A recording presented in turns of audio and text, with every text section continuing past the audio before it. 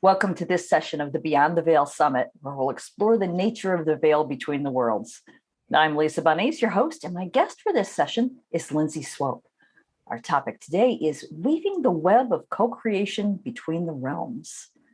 Lindsey Swope earned degrees in both geology and geography before recognizing her spiritual call to work with the subtle realms of fairies, devas, and nature spirits. She's been working across the veil since 1995 and has been involved with the Fairy and Human Relations Congress since it started in 2001. She currently serves as the Queen of Logistics, which involves working with delegates on both sides of the veil to create and continue harmonious relationships between the realms. Lindsey, thank you so much for joining us. I'm so looking forward to our conversation. Welcome. Well, thank you so much for having me. I'm really excited too.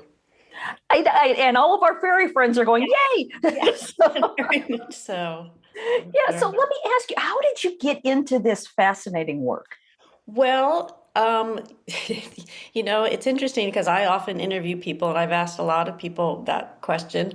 And for most of us, it's like the fairies call us and drag us. And so for me, I grew up in England, in London, England. And there, the fairies, it was interesting. The fairies are very much part of the sort of fabric of tradition, of cultural tradition there, although for the most part, there was definitely this wall, like, yes, there is this whole tradition, but no, you don't interact with them. It's like you don't talk to them. It's like they're there, but you don't go near them. So, but then after many years, what happened was I felt called to open a retreat venue it was in the North Cascades Mountains. And I got into shamanic journeying. That's a whole other story. But anyway, I opened up this retreat venue and my intention was to support harmonious relationships between nature and humans. And so I was reading a book. I was living there by myself, and it was a dark and cold February night. And I was reading a book that said the quarter moon is a good time to make offerings to the fairies. And basically, I was bored and had nothing else to do. So I said, hey, I'll go make an offering to the fairies. So I happened to have some cake and cream and some dried flowers and incense, and I went out in the snow, in the dark and the cold, and I said, hi, fairies, my name is Lindsey, and I moved here, and my intent is to support harmonious relationships between humans and the natural realms, and if you can help, that would be lovely. And then 2 days later, a friend who I already knew, Michael Pilarski, called me and said he was wanting to put on this event called the Human and Fairy Relations Congress, and could he do it at my retreat venue? And I was like, seeing as I just made an offering to the fairies, I was like, well, I think I have to host this event. So that's how I got involved, and that was 2001. And now Michael Pilarski, he's a big event producer. So he's gone off and done many other things. And so now I'm sort of the main holder and manager of the Fairy Congress.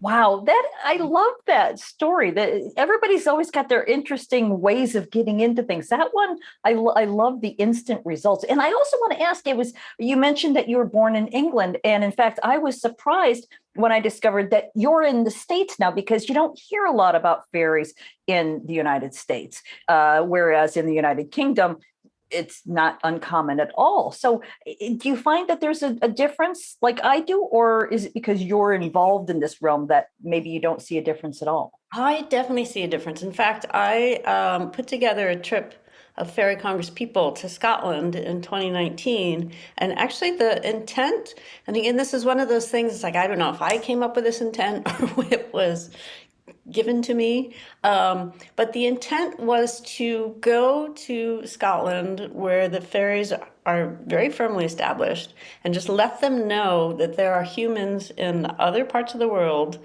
who are working on this relationship between humans and fairies. Because over there, the fairy presence is so strong, and yet the humans don't interact with them a lot. And it's interesting to come back here and find that no, it's true, the fairy presence is not as strong. Because sometimes I think, oh, am I just not sensitive enough that I don't feel it? But I think this is just my intuitive sense, is that it was the Druid tradition of working with fairies, that the fairies have, and also the land there is so much older. Like, here on the West Coast, particularly of the US, it was glaciated 10,000 years ago, and it's very young. So the fairies here are not as well established. Plus, they don't have as much of a tradition. There is the Native American tradition, and I am getting more involved with how to incorporate that. But yeah, there's definitely a difference. Okay. So, well, let's go back to the Fairy Congress specifically. What exactly is that? So it started as an annual event. And actually, if we want to rewind, it actually started in England. A woman named Daphne Charters was living in London, and she found in her own way that she could communicate with the fairies in her garden. And it was actually the fairies that decided to have a fairy congress and have fairies from all over the world come to address the human problem. so, so that went on for a number of years. And then she passed away, and Michael Pilarski decided, oh, let's do this in the human realm. So it started in 2001. It started as an annual event. We would usually have between 250, 300 people. And we're very much about doing. So there are a lot of fairy events that are more about costumes and music and vending, and we're all about actually communicating and working with the Fae, and especially like building our own toolkits and learning how do we best communicate, because everybody has a different means of connecting. So we're very experiential and educational. We usually have five workshop periods, and each workshop period we have 4 or 5 workshops, so we're big on workshops. But then we also have circles with singing and dancing, because of course there's fairies and you can't be too serious when there's fairies around. So yeah, we have lots of fun. But so we were an annual event in person, and then of course COVID came along, which for us turned into a blessing because it inspired us to start an online gathering. So now we have an online event in January and an in-person event in July. And then we also have this an online community platform where we have monthly workshops, and we just all sort of remind each other of the joyfulness of fairy connection, because it is so easy to lose. Because every year at the Congress, back when we were just the in-person, every year we would say, oh, this is so great. Why can't we do this more often? Or how do we keep this going throughout the year? And we just couldn't pull it together. So now we can. And so that's very exciting. Well, what do the fairies think of technology? It seems almost like they would be like, eh. No, they are much less judgmental than humans. That's one thing I have found over the years. And in fact, there was a great story from our online event last year. One of our presenters had 2 Zoom conferences on the same weekend. So she came to the Fairy Congress and was doing something online on Zoom, and then she disconnected that Zoom and got on another Zoom on her other, I think it was like art therapy. And the person that she was interacting just out of the blue said, wow, for some reason you seem like you have fairy energy all around you. And it was like, okay, that's real. Like for someone just out of the blue to say that, it's like, okay, they do come through Zoom. And in fact, it's been very exciting, the online event, because people are in their own homes and they say, wow, they could feel the fairy presence in their homes. Whereas with the in-person event, you're going somewhere and there are a lot of humans all believing we do definitely create a very strong field in the in-person event. So it was a very pleasant surprise to find that it works as well on Zoom. But I'm kind of like, well, when you have the fairies and Davis and these masters of creation helping you out, It's like, yeah, of course they can manifest themselves in your home. Right, right. And in fact, I've seen examples of mischievous pixie type spirits Yes, messing with the technology just for fun. yes, yes, yep, they definitely do that too. Yeah. Well, so let's talk about. Yeah, I think some people maybe not don't take this as seriously as they could. I'm not one of them, but for those who are just sort of just watching this because they're interested, what benefits might they actually experience by beginning to work with the Fae, the nature spirit realm? Well, a big one is joy. The There's so much joy. Um, and it's even hard to describe. I mean, it's interesting. There is this modern sense of, skepticism is that's how you're smart, is being skeptical. And there's certainly some, in the fairy field, we use the word discerning. Yes, you want to be discerning. Um, but recognizing, so I have a science background, so I definitely come into it with a little bit of that frame of mind. And for me, there's recognizing the intelligence of nature and and recognizing how much benefit there is in working with nature instead of against it. And I am seeing that more and more in like the conservation world of people, like especially shoreline erosion, like how do we protect our coastal areas, well, working with wetlands.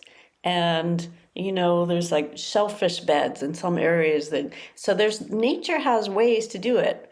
And if we notice how nature works, it's a lot more effective and often a lot cheaper, than like building rock walls that then fail. And sometimes we end up creating more problems for ourselves. Mhm. Yeah, this brings up something that you mentioned previously. You said that the fairies already had something put together to deal with the human problem. I would love to hear more about that. Well, I don't know. I mean, I believe it was in the 70s. So I think at that time, the whole nuclear threat was very big. So that's my intuitive sense of kind of but I think they could already see this kind of downward trajectory that we were on just with the environment.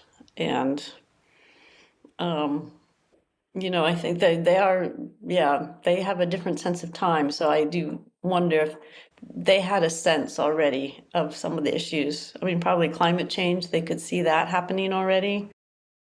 Um, Yeah, yeah, that makes a lot of sense. Thank you for allowing that question. Now, I wonder then, you've been working with the Fae, with nature spirits for what, 20 plus years. yeah. How has your relationship with them shifted? I imagine in the beginning you might have been, as you said, you've got this science background, maybe you're a little skeptical, and now how has that Yeah. shifted?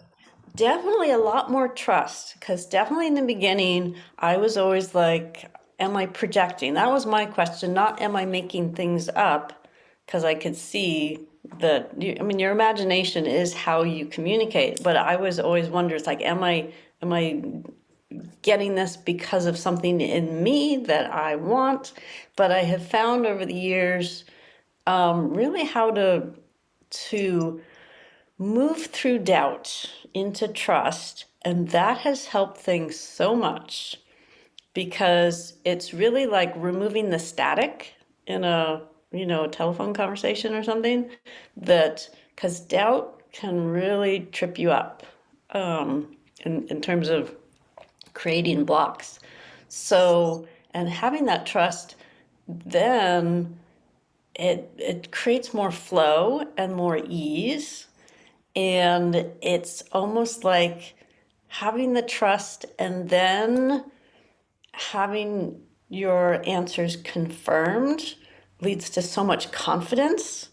And then it's like, it's a real, I almost want to say like a first chakra, like many humans, I have sort of the survival fears of like, oh no, there's a recession and how am I going to survive? And so having that confidence in that connection just makes me feel so strong, and that yes, I'm okay.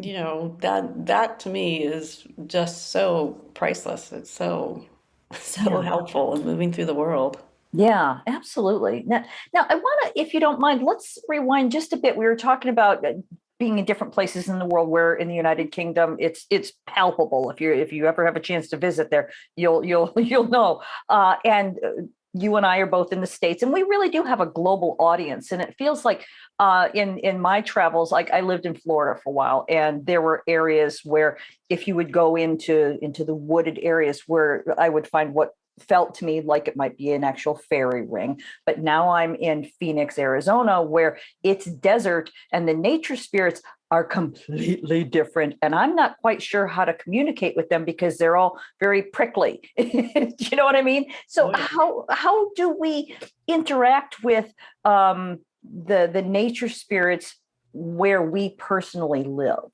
So I would love to share a quick exercise, if I may, so that we can do that.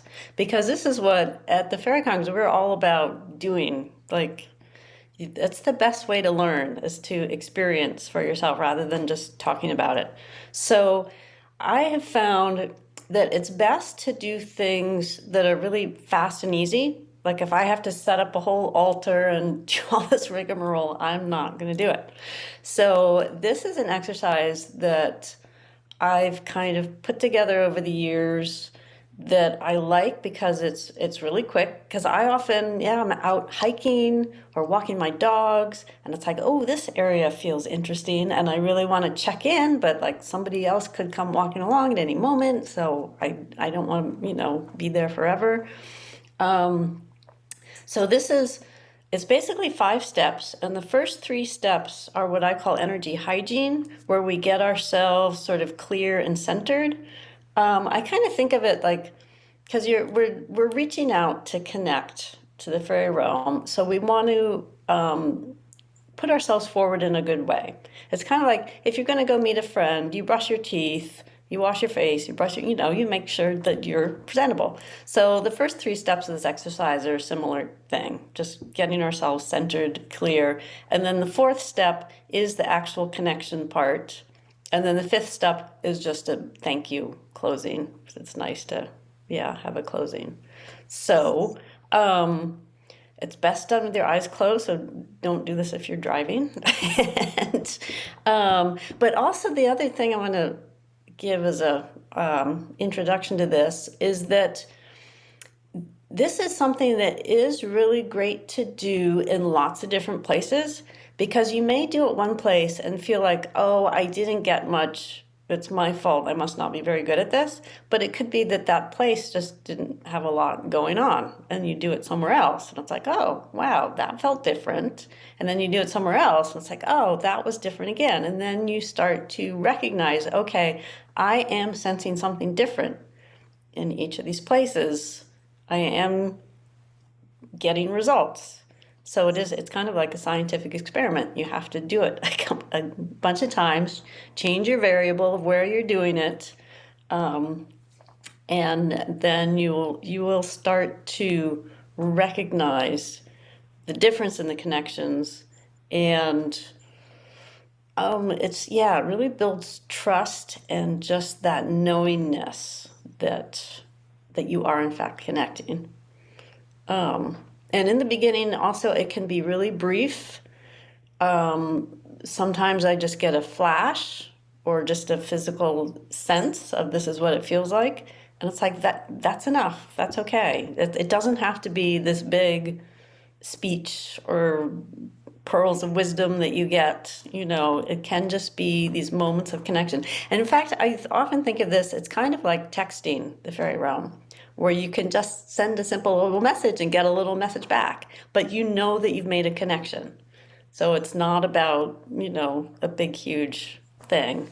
But it's a great way to keep a relationship. I mean, texting, it works. That's why everybody does it. So, shall we just jump into this? All right? Please. Okay. Yes. So, go ahead and close your eyes. Just and We're just going to feel into our heart center. This is our center of connection. We're going to drop a ribbon of light down from our hearts, down into the earth, moving down through the topsoil and the bedrock, into the mantle, down to the core. And just plug that light into the core and draw up that beautiful blue-green earth light. Feeling it moving up through the layers, coming up to the soles of your feet, and it moves up through your legs, through your torso, and it fills your aura. So this is kind of like you just created a vessel of earth light, filling your energy body. And then moving up to the top of your head, extending a cord of light up. So you have a chakra right at the edge of your aura, about 1.5 feet above the top of your head. You just want to feel into that. And you have another chakra at the level of the moon's orbit around the planet. Feel up to that. And you have another chakra at the level of the sun, center of our solar system. And then moving out to the stars. And then finally to source, which is this brilliant white light. Highest vibration you can imagine. I'm drawing that source light back down through the cord, through the level of the stars, to the solar system, and past the moon into your aura. Just let it move it down through your body, mixing with the earth light. So where source light and earth light come together, they create a third unique self light. This is your own light. Just let it fill your energy body. And then we do what I call an aura sweep. We're just going to cleanse our auras.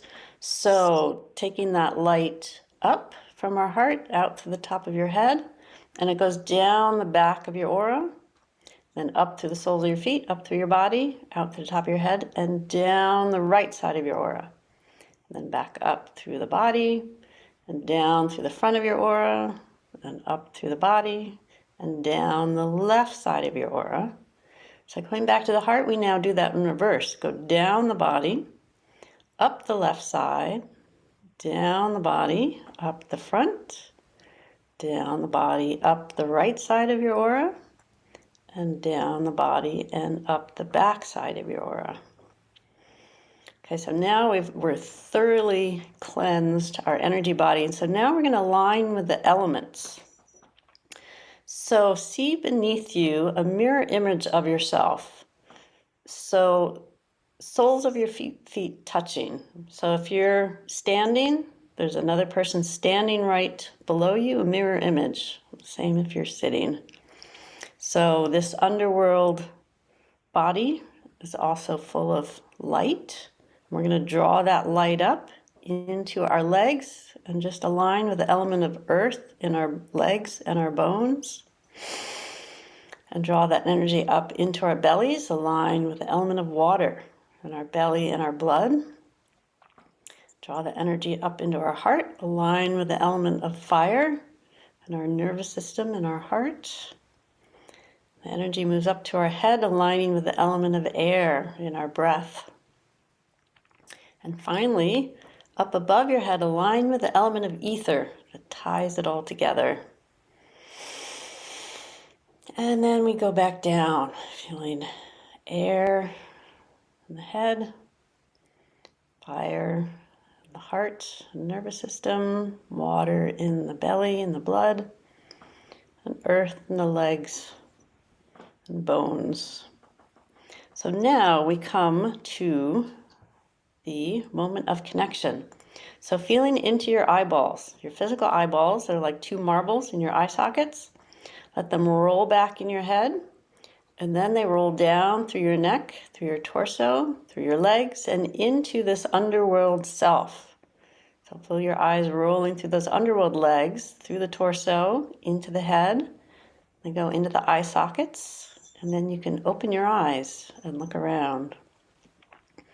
And just a note that I usually just flip the image may feel from our perspective that they're upside down, but from your underworld self, you're right side up. So, and you may not see anything, you may just feel, you may hear. And we'll just take a couple breaths here. You can always hit pause on the recording if you want to stay longer.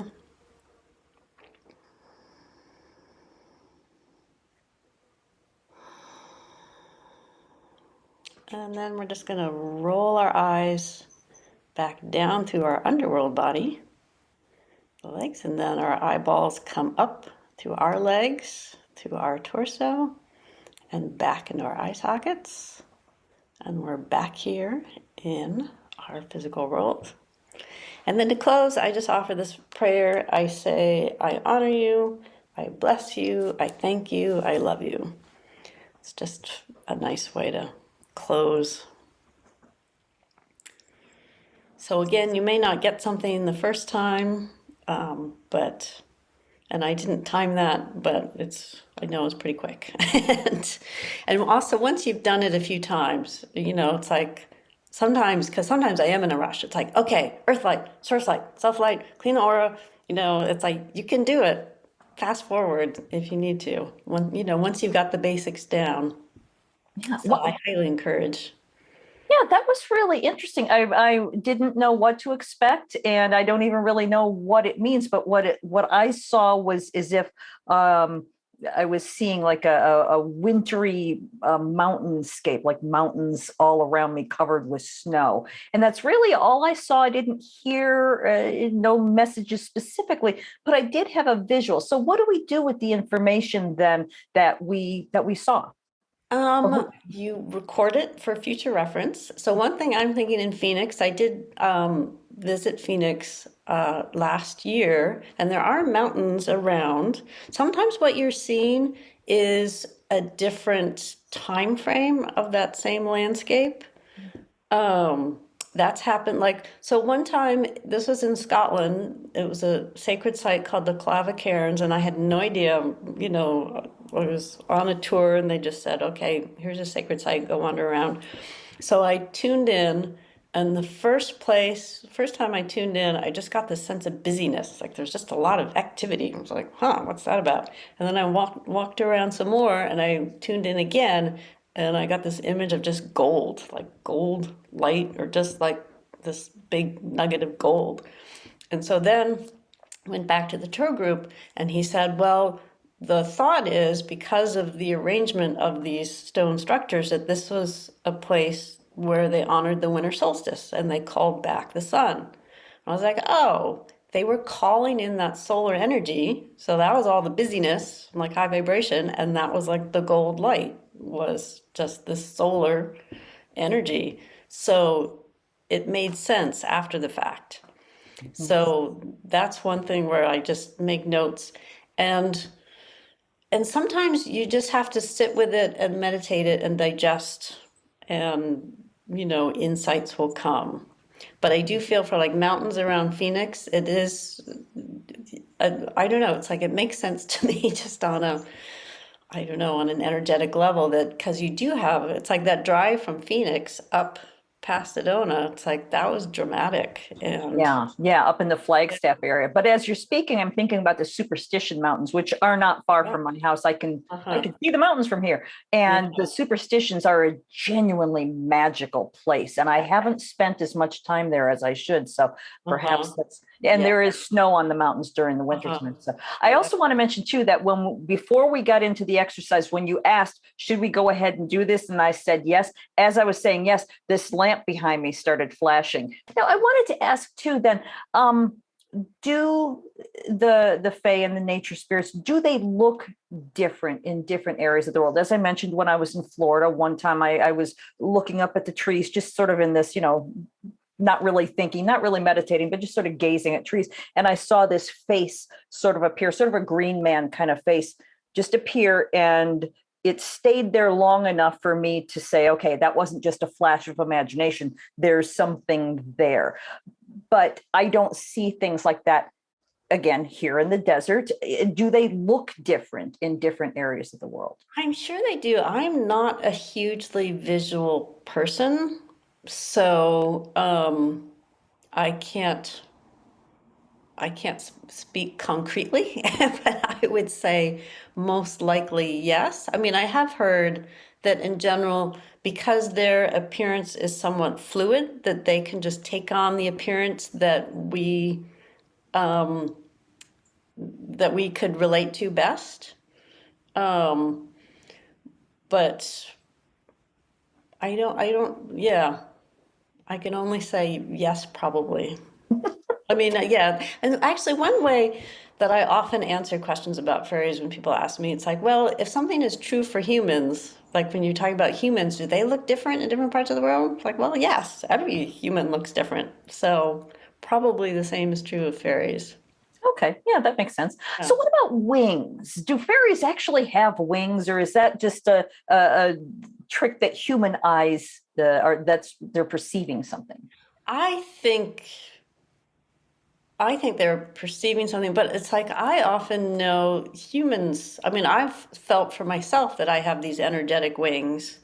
So I think in some ways, I also think it's like a metaphorical that they are beings of light and of spirit, and that the wings for our sort of allegorical library vocabulary, that they signify this is a being that can move very quickly in and out of realms. I mean, because, well, one thing, so over the 20 years also that I've been working, so we started out as a Fairy Human Relations Congress, and we were very sort of specific that we were working with fairies because there's a lot of people work with angels, and we have nothing against angels, but we sort of felt like we want to focus on fairies because not very many other people are doing that, and they need attention too. But it almost feels like angels get more attention. Angels are more accepted and acceptable than fairies. So we started out strictly fairies, but then these other beings started showing up, like Sasquatch. Like people would hear these like really deep, loud grunts, and I don't know, I had a certain smell that came with Sasquatch, and actually a couple of us recently had unicorns, which I'm not. But both of us were like, unicorns, it's like, and it's funny because the Fae do love to test our sort of prejudices that way. Because both this friend and I had, it's like, okay, unicorns, those are like children's unicorns and rainbows, da da da. But it's like when I had one come, like, I was sitting meditating, and we do this exercise where we ask for a fairy buddy. So I felt like this huge horse was sitting next to me, and I just had that horse scent of like they're warm, and there's kind of a musty smell, and then my forehead just started throbbing. I was like, okay, this is a unicorn. So anyway, yeah, so we have lots of different beings, and they don't necessarily have wings. Um, so yeah, I don't I don't get too attached. Again, I'm not a very visual person, but I don't get too attached to appearances. Yeah, it's actually good to hear that you're not a visual person, because I know a lot of people struggle with that. I do myself. Once in a while, I'll see something, but for the most part, I'm not seeing anything. I'm No. sensing it more than anything. And it's interesting that you mentioned unicorns. Isn't that the national animal of Scotland? I thought it was a dragon, but maybe they have a dragon and a unicorn on their shield. I forget. Just bringing it up off the top of my head. Yeah. So now you've mentioned that you've got this science background that helps you stay grounded in reality, as it were. So, but how does this background actually help you in working with the subtle realms? Well, I think I tend to be more methodical, which I think helps in communicating. Sometimes I feel like the fairies appreciate that I have that, especially in my role as organizing the Fairy Congress, that I can be grounded enough to keep it all together. But also in terms of that 5-step little exercise, it was, there was a lot of sort of trial and error that went into like, okay, what's the most concise way that I can be effective in communicating. Um, So I think it really helps to have that logic because otherwise, I mean, when you're in the fairy realm, it's so fluid.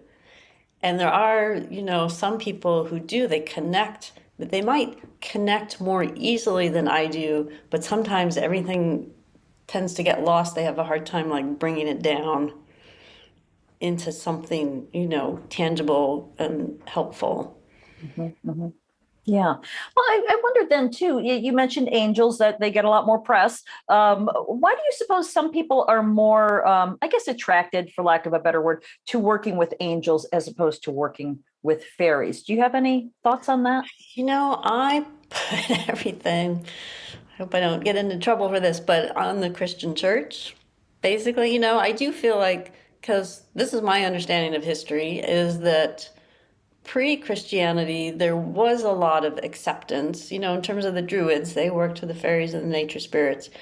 But then Christianity, in order to sort of, I don't know, achieve their missions, they had to sort of, they basically said, "Oh, fairies are bad." So I think there's two things. One was the Christian church saying fairies are bad and evil and don't work with them.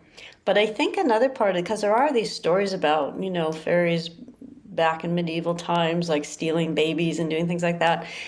And I think there's also some truth in that you attract things that are on the same vibration that you are. And humans were not very nice back then either. So it makes sense that fairies weren't very nice either. So I do feel like the whole planet has evolved since then.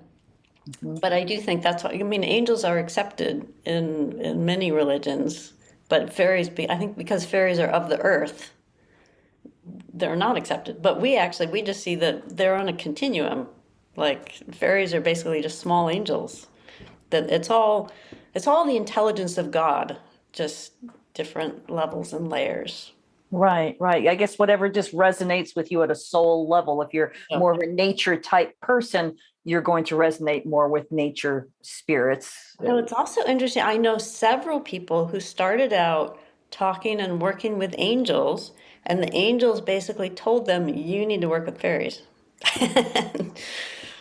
Or one, actually, another one, it was the fairies. She was like, "Oh, I want to do these angel workshops," and then maybe they weren't working out, nobody was coming, something, and the fairies were like, "Why don't you work with us?" And so she did, and then things worked out much better. Wow. Okay. All right. So we can get nudges like that. Now, Yeah. now as far as establishing friendships, relationships, etc., with a particular fairy or nature spirit, is that a possibility where you develop this, sort of Yeah, bond? yeah, and there's definitely other people who have worked with that question a lot more deeply than I have. I think because I'm not very visual, sometimes I feel like I work on a need to know basis. Like they tell me what I need to know, and if I don't need to know it, I don't get told that information. Um, so in terms of like who specifically my guides are, sometimes I don't always have a clearest sense. Like I do know some of them, and some of them are like way high up, and I feel like they're not. I must have others who I feel like are more my peers, um, but I don't have a particular clear sense. Mhm. But yes, I know it's definitely there's spirit marriages. I know several people who have sort of fairy husbands and wives, and they have that close connection. Interesting. Yeah. Now, we're getting low on time, but I wanted to ask, you mentioned earlier about, fairies having the human problem, and we definitely are mucking up our world. Not all of us, well, some of us are trying to do what we can, but humanity in general is not doing such a great job. Are the fairies wanting to help us? Are they wanting us to try to communicate? Or are they just going, you guys are messing up your own backyard? How does that work? I'd say there's definitely different camps. Um, I think most fairies these days are recognizing in order to help us, they have to work with us, or in order, like, we're all connected here on this planet. There's only one planet.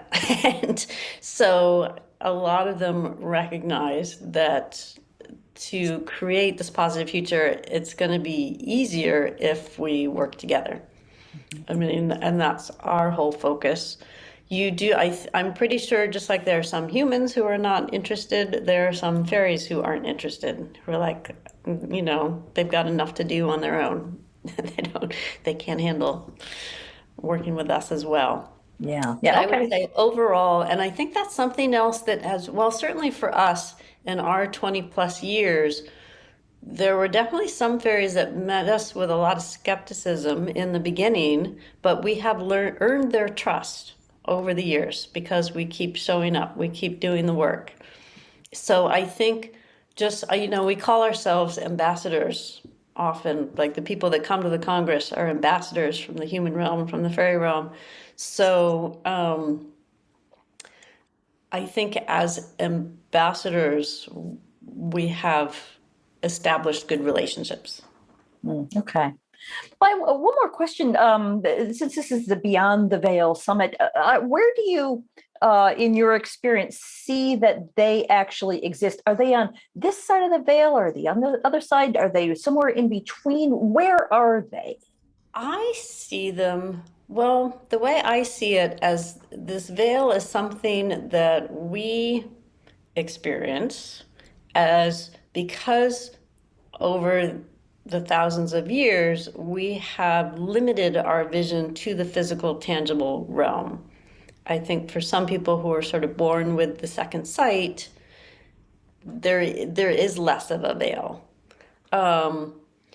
So I think, I mean, and I've heard like the veil is thinning these days as we evolve, and like the veil is thinner in Scotland and Ireland. So I mean, to me, I feel like the veil is, what's the word? It's not a solid thing. So it's not like you're on one side or the other. It's a permeable boundary. So, you can exist in a state probably where the veil doesn't necessarily exist.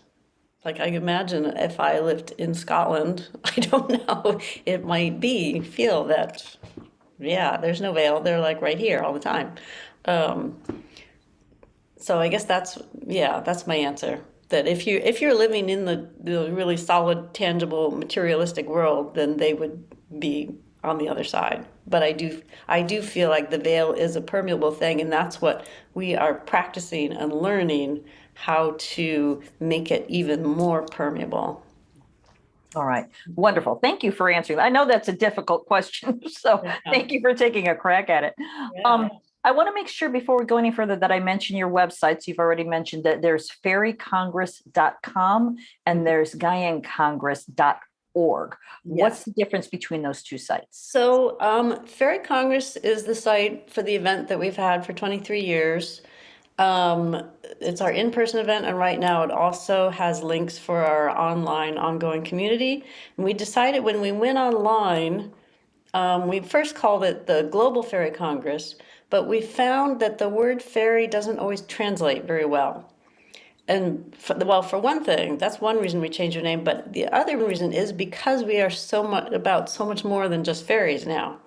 We work with Sasquatch and unicorns and the She or the Fae Beings of Ireland. So it just felt appropriate to change the name for the online part. So it has been a little bit of a tricky thing just on the business side, managing the different names. But yeah, Fairy Congress now is the in-person event, and the Gaian Congress is the online event. Okay, perfect. Wonderful. Yeah. Well, this has been so very, very interesting. I would love to just keep talking to you for hours. We're about out of time. Is there anything that we've left out that you want to make sure that we talk about? Ooh, I just really want to encourage people to try, whatever method, even if they don't like my connection method, whatever method you have, it's just really important these days to make the effort. That's really what counts, is making the effort. And also, I think the other thing that I've had to learn is to be open to receiving, because I was very good at making the effort and reaching out, but then I wouldn't stick around to hear an answer. And so just let yourself be open to receive as well. And even if it's just a little bit, I find writing it down, just keeping track, because sometimes you'll get little pings later on. It's like, oh, that's what that meant. So, Yeah, excellent advice. Thank you for right. that. And thank Yeah. you, Lindsay. This has been such an interesting conversation. I so appreciate you making some time with us. Thank you. Thanks. Yeah. Thanks so much for inviting me. Oh, my pleasure. Absolutely. I want to remind everyone I've been talking with Lindsey Swope, and I want to thank everyone for joining us. Hope you enjoyed this conversation in the Beyond the Veil Summit.